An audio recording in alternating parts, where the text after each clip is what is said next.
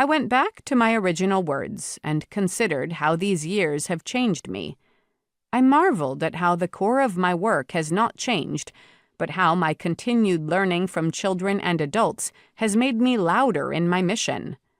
How my voice has only become more insistent that change is possible as my eyes have been opened wider. How there are still so many small things that can make the biggest differences if only we believe in our own bravery, as Amanda Gorman reminded the world in her poem, The Hill We Climb. For there is always light, if only we're brave enough to see it, if only we're brave enough to be it. Education does not have to be the way it is. There are so many pathways to change.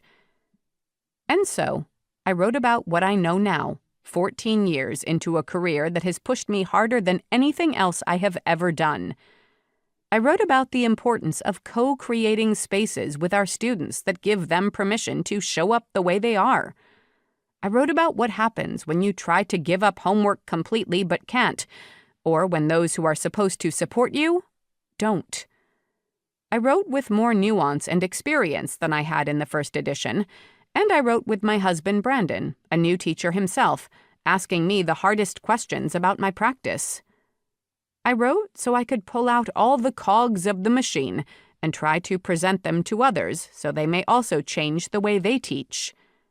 I wrote honestly and openly because this journey is one I am still figuring out.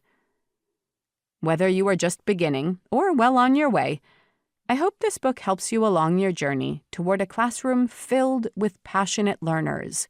At the very least, it will let you know that you are not alone, that there really are better ways to teach, and that there are others like you who believe the same thing. I believed that there was one way to do school to kids.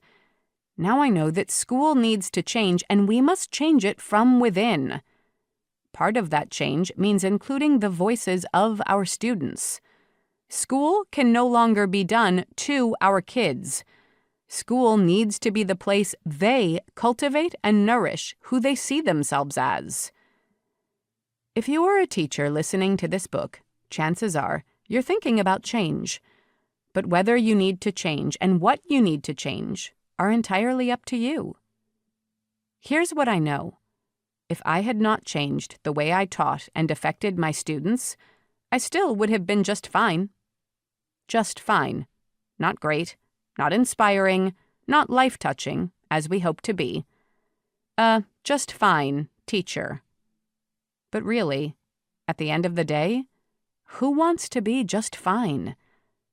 And don't our children deserve so much more?